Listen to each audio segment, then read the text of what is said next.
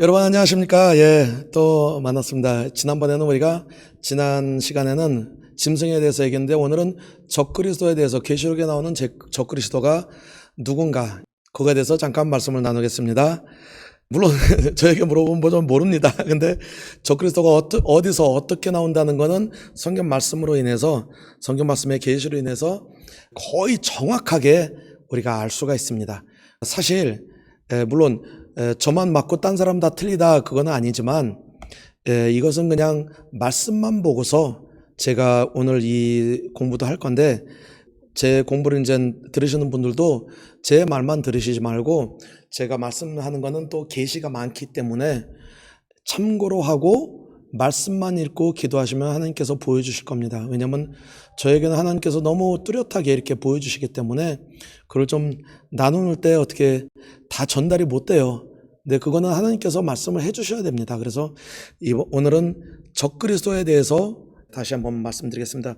특히 적그리스도나 짐승과 거짓 선지자가 마지막 때 마귀도 예수님을 이미테이션 해가지고 우리 성삼위일체 하나님, 성부 성자 성령 하나님에서 삼위일체 하나님으로 셋이 같이 한 분이신 것 같이 그들도 이렇게 이미테이션 해가지고 그 적그리스도와 짐승과 거짓 선지자가 같이 일할 겁니다. 근데 특히 거짓 선지자는 거기서 이제 거짓 선지자가 있고 제일 활약이 큰 적그리스도와 짐승이 있습니다. 그래서 지난번에 우리가 짐승에 대해서 교황이 될 거라고 이렇게 성경 말씀대로 우리가 보고서 거기서 이렇게 결론을 냈죠.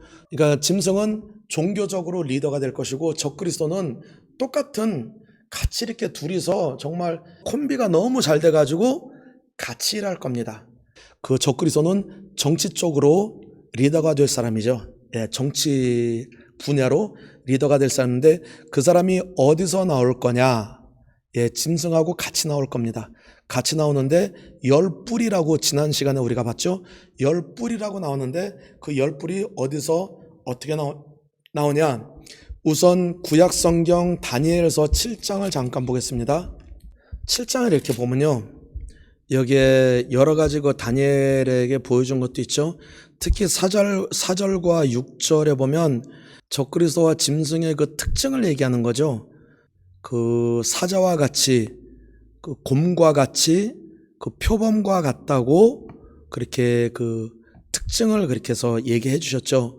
계시록 13장 2절에도 그렇게 나오죠. 13장 2절에도 그렇게 나오죠. 그래서 다니엘서 7장과 요한계시록 13장, 17장 거기에 짐승과 적그리스도에 대해서 굉장히 많은 정보들이 나오죠.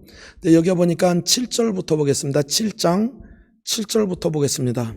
내가 밤 환상 가운데 그 다음에 본 넷째 짐승은 무섭고 놀라우며 또 매우 강하며 또 쇠로 된 큰 이가 있어서 먹고 부서뜨리고 그 나머지를 발로 밟았으며 이 짐승은 전에 모든 짐승과 다르고 또 열뿔이 있더라. 아멘. 우리가 꼭 이 말씀을 계속 말하기 전에 우리가 꼭 알아야 될 거는 계시록 13장이나 특히 여기 다니엘서 7장을 보면 우리가 좀 혼돈될 수 있는 게 뭐냐면 자꾸 짐승이라고만 나옵니다. 그리고 계시록 13장에도 보면 좀 이따 저희가 볼 건데 다른 짐승이 나오니 그럽니다. 네, 그 중에 하나는 적그리스도입니다. 짐승이 둘이 있는 게 아니고 뭐 짐승을 둘이라고 봐도 되겠습니다. 근데 하나는 적그리스도고 하나는 짐승인 게 우리가 알아야 될 거는 둘이 꼭 있다는 거예요. 물론 거짓 선지자는 이제 뒤에서 이게 따라다니면서 할 거지만 그 둘이 활약이 제일 크면서 하나는 정치적으로 권세가 있는 사람이고 하나는 종교적으로 권세자가 있기 때문에 그 두 분이 이제 나눠서 이제 파트로 나눠서 이게 사역을 할 거지만 그 둘이 항상 같이 다니면서 할 겁니다. 그래서 이 적그리스도의 할 일도 짐승이라고 말이 나올 때가 있습니다. 그래서 그거는 우리가 잘 분별하면서 이해를 해야 됩니다. 그래서 다시 읽겠습니다. 7절부터 내가 밤 환상 가운데 그 다음에 본 넷째 짐승은 무섭고 놀라우며 제가 여기서 본 거는 여기 적그리스도입니다.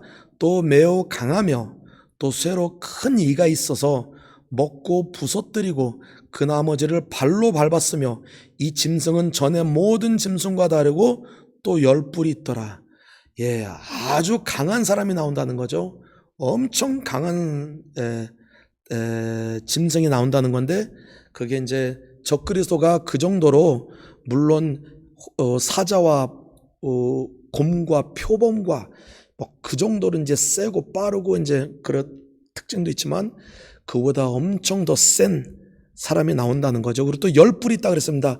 그 열 나라가 뒤에서 받쳐준다는 거죠. 예, 8절. 내가 그 뿔을 유심히 보는 중에 다른 작은 뿔이 그 사이에서 나더니 첫 번째 뿔 중에 셋이 그 앞에서 뿌리까지 뽑혔으며 이 작은 뿔에는 사람의 눈 같은 눈들이 있고 또 입이 있어 큰 말을 하였더라. 그게 뭐죠? 지금 열 뿔이 있죠. 열 나라들이 있죠. 지난번에도 얘기했는데 다시 한번 얘기할게요. 그 열 나라들이 지금 결정된 게 어느 나라냐면 스페인, 벨기, 덴마크, 예, 덴마크이죠. 에스토니아, 포르투갈, 영국, 네덜란드, 프랑스, 독일, 그리고 나중에 제일 마지막으로 핀란드가 또 들어왔죠. 예, 그래서 열 나라가 그 센 나라들이 이렇게 열 뿔이 있는데 지금 그 열 나라들의 대통령들이 바티칸의 그 교황하고 같이 이게 그러니까 짐승하고 같이 거기서 이제 적그리스도가 나올 거죠. 근데 그 작은 뿔이 또 하나 나온다 그랬습니다. 그러니까 다른 나라에서 다른 사람이 또 나오는데 그 작은 뿔이 나오는데 그 사이에서 첫 번째 뿔 중 그 열 뿔 중에 셋이 그 뿌리까지 뽑혔다. 그 셋은 나간다고 하는 겁니다. 그러니까 열 나라가 지금 제가 지금 얘기한 열 나라인데 세 나라는 여기서 나갈 겁니다. 어떤 나라인지 모르겠습니다. 그 세 나라가 뽑히며 다른 나라가 조그만 나라가 나타난다 거라고 했습니다. 근데 이 조그만 나라에서 나타나는 게 적그리스도입니다. 예. 여기 또 23절 같이 다니엘서 7장 예, 쭉 다 읽어보면 이제 이해가 잘 됩니다. 근데 23절에서 25절까지 읽겠습니다. 23절부터 모신 자가 이처럼 이르되 넷째 짐승은 곧 땅의 넷째 나라인데 이는 다른 나라들과는 달라서 온 천하를 삼키고 밟아 부서뜨릴 것이며 그 열 뿔은 그 나라에서 일어날 왕이요 그 후에 또 하나가 일어나리니 그는 먼저 있던 자들과 다르고 또 새 왕을 복종시킬 것이며 그가 장차 지극히 높으신 이를 말로 대적하며 또 지극히 높으신 이의 성도를 괴롭게 할 것이며 또 때와 법을 고치자 할 것이며 성도들은 그의 손에 붙임 바 되어 한 때와 두 때와 반 때를 지내니라. 예. 그 다른 뿔이 나타나서 어떻게 한다 그랬죠? 그 새 왕을 복종시키고 그 다른 뿔이 나타나고 온 천하를 삼키고 밟아 부서뜨릴 것이며 엄청 센 자가 나올 거라는 것이죠. 그만큼 권력과 권세와 예, 그 사람이 적그리스도입니다. 예. 근데 그 사람이 그냥 강하게만 나타나서 이렇게 될 것이냐? 그게 적그리스도냐? 아닙니다. 그것만으로는 물론 안 되죠. 근데 적그리스도는 누구냐면 우리가 다 아는 바와 같이 유대인도 기다리는 메시아가 적그리스도잖아요. 예, 유대인들은 지금 유대인들로 우리가 보면 어떻게 기다리고 있죠? 유대인들은 지금 전부 다 메시아를 기다리고 있죠. 예, 메시아를 기다리고 또 예루살렘 성전을 2번 무너진 거 바벨론 때 그 포로 가면서 다 부서지고 또 나중에 그 네로 황제인가 그때 또 부서졌죠. 그때 그거 다시 와서 그 바벨론에서 포로 와서 에스라와 느헤미야 다시 이거를 성전을 2번째로 건축했는데 나중에 또 부서지고 지금은 거기에 있는 게 아랍 회당이죠. 이스라엘 성전이 아니죠.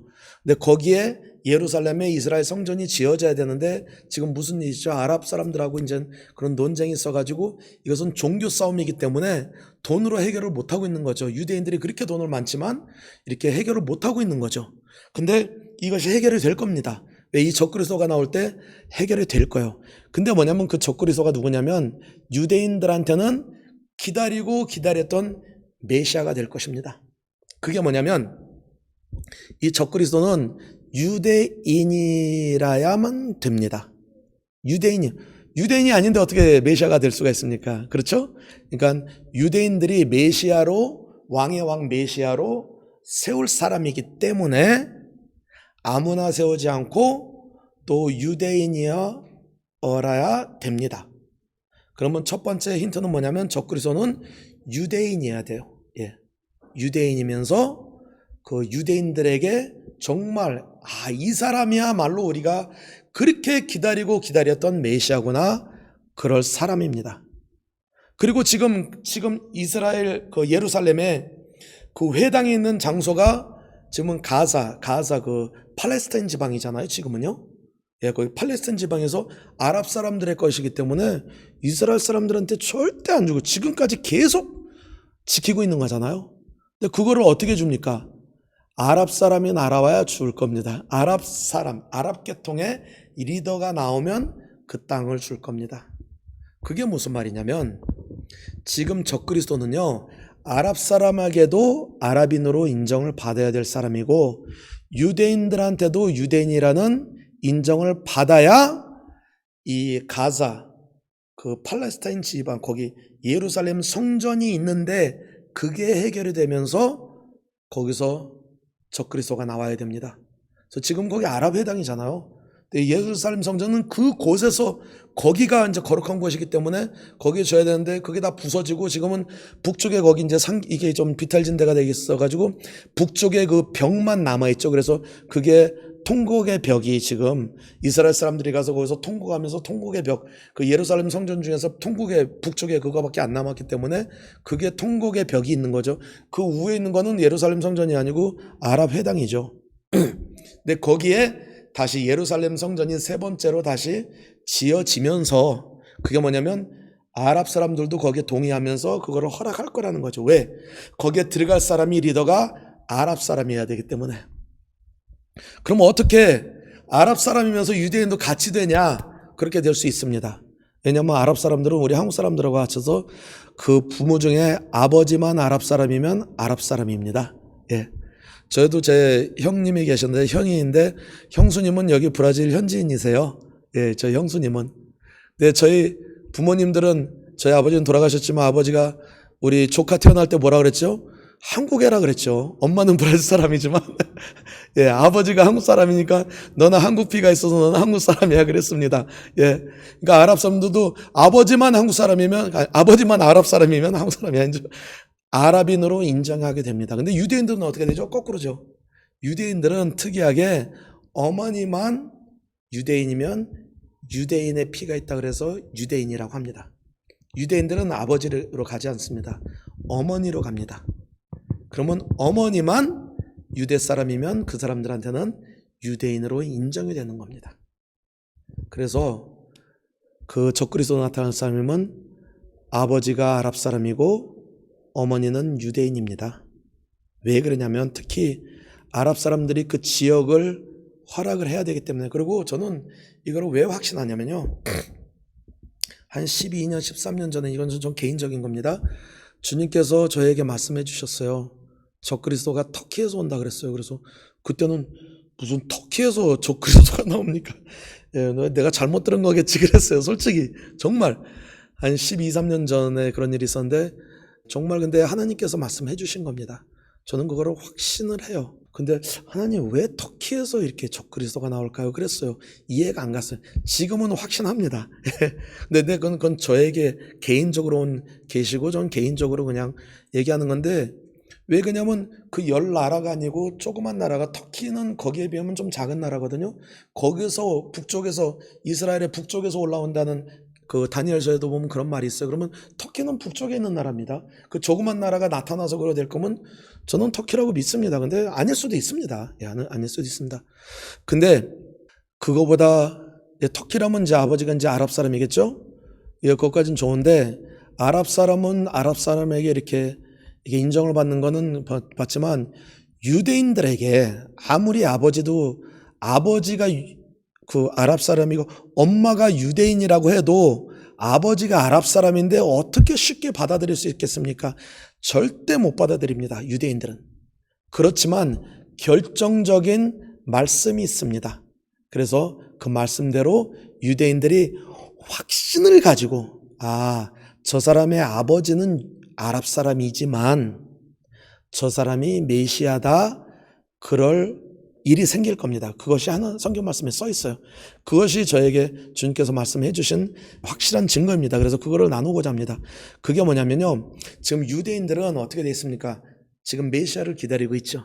근데 메시아는 유대인이어야 됩니다. 그게 뭐냐면 엄마라도 유대인이면 유대인입니다. 근데 이스라엘 사람들이 지금까지도 메시아를 기다리고 있는데 아무나 함부로 메시아로 그 사람들이 받아들이겠습니까? 아니죠.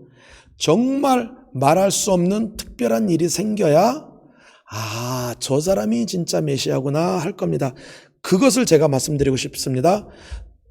유대인들은요, 성경책이 구약만 있죠. 신약은 없죠. 구약 성경을 잠깐 보겠습니다. 말라기 마지막 장, 말라기 4장을 보겠습니다. 말라기 4장 5절을 보면요. 보라, 여호와의 크고 두려운 날이 이르기 전에 내가 선지자 엘리야를 너희에게 보내리니. 엘리야 선지자를 보낸다고 하셨잖아요. 물론 우리 예수 그리스도를 믿는 우리에게는, 신약 성경이 있는 우리에게는 엘리야가 다시 왔잖아요. 엘리야가 왔잖아요. 그 엘리야가 누구죠? 세례 요한이죠. 세례 요한이 엘리야잖아요. 성경 말씀 잠깐 보겠습니다. 마태복음 11장 13절 14절. 모든 선지자와 율법이 예언한 것은 요한까지니. 이 요한이 세례 요한이죠. 만일 너희가 즐겨 받을진대 오리라 한 엘리야가 곧 이 사람이라. 아멘. 오리라 한 엘리야가, 말라기가 얘기했던 오리라 한 엘리야가 이 사람이다. 세례 요한이다. 그렇게 얘기했죠. 그러니까 엘리야가 다시 왔어요, 안 왔어요? 왔죠. 세례 요한이죠. 마태복음 17장도 잠깐 보겠습니다. 17장에도 똑같은 말이 나오죠. 17장 10절부터 보면 제자들은 그때 잘 이해를 못했지만 나중에 깨달았죠. 17장 마태복음 10절부터 보겠습니다. 제자들이 물어 이르되 그러면 어찌하여 서기관들이 엘리야가 먼저 와야 하리라 하나이까? 예수께서 대답하여 이르시되 엘리야가 과연 먼저 와서 모든 일을 회복하리라. 내가 너에게 말하노니 엘리야가 이미 왔으되 사람들이 알지 못하고 의미로 대화하였도다. 인자도 이와 같이 그들에게 권한을 받으리라 하시니. 13절. 그제서야 제자들이 예수께서 말씀하신 것이 세례 요한인 줄 깨달으니라. 아멘. 엘리야가 이미 왔죠. 이미 왔죠. 세례 요한 이미 2000년 전에 왔죠. 그 말씀이 성취가 된 거죠, 말라기. 근데 유대인들은 메시아를 기다리고 있지. 아직 신약 성경이 없죠. 예수님을 안 믿죠. 그러면 우리가 유대인이라고 상상을 하고 보면 그 사람들한테는 말라기까지밖에 없습니다. 그게 뭐냐면 유대인들 생각에는 지금도 우리 메시아가 올 건데 우리가 확신하는 것은 엘리야가 다시 올 사람이 메시아다. 그렇게 믿고 있습니다. 유대인들은. 왜? 엘리야가 아직 안 왔기 때문에. 엘리야가 와야 하기 때문에. 마지막에 큰 날이 있기 전에 엘리야 선지자가 다시 오신다고 했기 때문에 엘리야가 다시 오실 것을 믿고 있어요. 이 사람들은. 그 사람이 메시아라고 유대인들은 믿고 있습니다. 근데 엘리야인지 아닌지 어떻게 알죠? 엘리야인지 아닌지 어떻게 아냐면 성경 말씀에 나와 있습니다. 엘리야 우리가 생각하면 왜냐면 큰 이적과 표적을 많이 이뤘죠. 그 신약성경 계시록의 13장에 보면 짐승과 적그리스도가 이적과 표적을 엄청 많이 이룰 거라고 말씀이 나옵니다. 여기 11절부터 보겠습니다. 계시록 13장 11절부터 봅니다. 여기 이제 또 다른 짐승이라 그러는데 그게 적그리스도입니다. 첫 번째 짐승은 사살당했다가 다시 살아나고 지난 시간에 우리가 봤죠. 네, 여기에 다른 짐승이 적그리스도입니다. 11절부터 읽겠습니다. 요한계시록 13장 11절부터. 내가 보매 또 다른 짐승이 땅에서 올라오니 어린 양같이 두 뿔이 있고 용처럼 말을 하더라. 그가 먼저 나온 짐승의 모든 권세를 그 앞에서 행하고 땅과 땅에 사는 자들을 처음 짐승에게 경배하게 하니 곧 죽게 되었던 상처가 나은 자니라. 13절. 큰 이적을 행하되 심지어 사람들 앞에서 불이 하늘로부터 땅에 내려오게 하고 짐승 앞에서 받은 바 이적을 행함으로 땅에 거하는 자들을 미혹하며 땅에 거하는 자들에게 이르기를 칼에 상하였다가 살아난 짐승을 위하여 우상을 만들더라 하더라. 예, 큰 이적과 표적을 보여준다 그랬습니다. 예, 여기 마지막까지 읽겠습니다. 15절. 그가 권세를 받아 그 짐승의 우상에게 생기를 주어 그 짐승의 우상으로 말하게 하고 또 짐승의 우상에게 경배하지 아니한 자는 몇이든지 다 죽이게 하더라. 그가 모든 자 곧 작은 자나 큰 자나 부한 자나 부자나 가난한 자나 자유인이나 종들에게 그 손에나 이마에 표를 받게 하고 누구든지 이 표를 가진 자 외에는 매매를 못하게 하니 이 표는 곧 짐승의 이름이나 그 이름의 수라. 지혜가 여기 있으니 총명한 자는 그 짐승의 수를 세어보라. 그것은 사람의 수니 그의 수는 666이니라. 그게 뭐냐면 그 짐승이요 다시 죽었다가 살아났잖아요 사실. 그리고 이 적그리스도에게 큰 권세와 능력을 주고 이적과 표적을 행하겠다 그랬습니다. 그러니까 그 용이 마귀 사탄이 그 권세와 능력을 줘서 이런 큰 일들을 행한다 그랬습니다. 그래서 우상을 만들어 놓고 막 우상이 말을 하게 하고 여러 가지 일을 합니다. 근데 그 중에 결정적인 표적이 있습니다. 이스라엘 사람들, 유대인들이 기다리는 그 메시아만 기다리고 있으니까 이분들은 뭐 적그리스도고 짐승이고 상관없어요. 이 사람들은요 아직은 메시아만 기다리고 있으니까. 근데 메시아가 누구라고 생각하지? 이 사람들은 엘리야라고 생각하죠. 구약에서 엘리야가 무슨 일을 행했죠? 하늘에서 불이 내려왔잖아요. 바알 선지자들과 아세라 선지자들과 대적할 때 하늘에서 불이 내려와 그 제물을 다 태웠다 그랬죠. 하늘에서 불을 내리게 한 사람은 엘리야입니다. 여기 보니까 그 똑같은 이적을 행한다 그랬습니다. 13절에 계시록 13장 13절에 큰 이적을 행하되 심지어 사람들 앞에서 불이 하늘로부터 땅에 내려오게 하고 그랬습니다. 이 적그리스도가 나타나서요 정말 그 세게 뭐 다른 자들보다 뭐 엄청 센 사람이라 그랬습니다. 근데 그 짐승과 합하여서 일할 때 이적과 표적이 많이 나타날 거라고 했습니다. 그 중에서 제일 결정적인 이적과 표적이 뭐냐면 하늘에서 불을 내려오게 할 것입니다. 그리고 종교적으로 짐승과 같이 일하니까 이스라엘 사람들이 그 사람을 보고 저 사람이 메시아다 그럴 겁니다. 메시아입니다. 예. 왜? 엘리야가 돌아왔다. 저 사람이 메시아다. 우리의 그리스도다. 우리의 메시아다. 그렇게 해서 보니까 또 그 사람이 유대인이네요. 어머니가 유대인이네요. 그리고 그 사람이 리더가 되고 또 짐승도 그 사람을 일으키니까 진짜 메시아가 우리에게 왔구나. 그 사람이 모든 이 땅의 평안과 안전하게 하기 때문에 경제적으로나 사회적으로나 모든 평안함을 가져오게 할 겁니다. 그리고 모든 나라들의 왕들이 그 사람들을 수긍할 거기 때문에 저 사람이 메시아다. 왜냐하면 엘리야가 다시 왔구나. 메시아가 다시 왔구나. 그래서 유대인들이 그 적그리스도를 메시아로 예루살렘 성전에 모실 것입니다. 그제서나 나중에 적그리스도라는 것을 깨닫게 되죠. 그러면서 이제 대환란이 오면서 그 일이 다 일어날 건데 그게 뭐냐면 열불에서 새 뿌리를 제치면서 그 새 뿌리를 지배하게 하면서 거기에 올라설 조그만 뿔이 그게 적그리스도입니다. 그러니까 이것을 볼 때는 아랍 계통과 유대인들한테도 호응을 받으면서 나올 사람이 적그리스도입니다. 예, 그래서 이 계시를 보고서 염두하시고 그 다니엘서 7장과 요한계시록 13장, 요한계시록 17장 이렇게 쭉 보시면 이게 다 풀릴 겁니다. 적그리스도가 짐승이. 근데 이 사람들이 언제 나타나냐?